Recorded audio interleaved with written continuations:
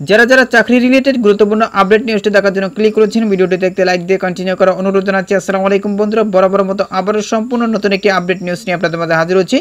প্রিয় বন্ধুরা, দেখতে পাচ্ছেন দৈনিক ইত্তেফাক পত্রিকায় একটি গুরুত্বপূর্ণ প্রতিবেদন প্রকাশ করা হয়েছে। এখানে বলা হচ্ছে মূল বেতনের 50% উৎসব ভাতা পাবেন এমপিওভুক্ত শিক্ষকরা। প্রিয় বন্ধুরা, প্রতিবেদনে উল্লেখ করা হয়েছে দেশের বেসরকারি শিক্ষা প্রতিষ্ঠানের স্কুল, কলেজ, মাদ্রাসা, কারিগরি এমপিওভুক্ত শিক্ষকদের উৎসব ভাতা বাড়িয়েছে সরকার।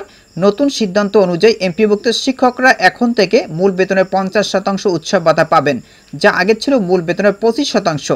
সোমবার 26শে মে এ সংক্রান্ত আদেশ জারি করেছে অর্থ মন্ত্রণালয়ের অর্থ বিভাগ। উপসচিব মোসাম্মদ শরীফুন্নেসের স্বাক্ষরিত আদেশে বলা হয়েছে মাধ্যমিক ও উচ্চশিক্ষা বিভাগ এবং কারিগরি ও মাদ্রাসা শিক্ষা বিভাগের আওতাধীন বেসরকারি শিক্ষা প্রতিষ্ঠানে কর্মরত এমপিওভুক্ত শিক্ষকদের উৎসব ভাতা সরকারি অংশের এক মাসের মূল বেতনের 25% থেকে বাড়িয়ে 50% নির্ধারণ করা হলো।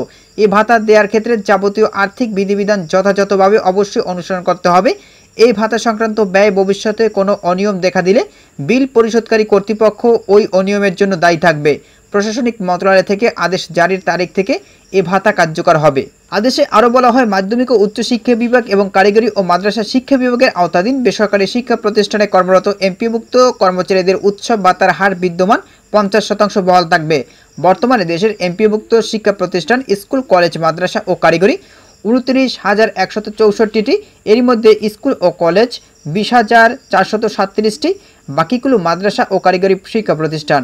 এছাড়া এমপিওভুক্ত শিক্ষা প্রতিষ্ঠানে প্রায় 5.5 লাখ শিক্ষক কর্মচারী রয়েছে। বন্ধুরা, ছিল মূলত আজকের আপডেট নিউজ। এই বিষয়ে যদি আপনাদের কোনো ব্যক্তিগত মতামত থেকে থাকে তাহলে অবশ্যই কমেন্ট করে জানাবেন। পরবর্তীতে নতুন কোনো ভিডিও নিয়ে আপনাদের মাঝে হাজির হব। সবাই ভালো থাকবেন, সুস্থ থাকবেন। আল্লাহ হাফেজ।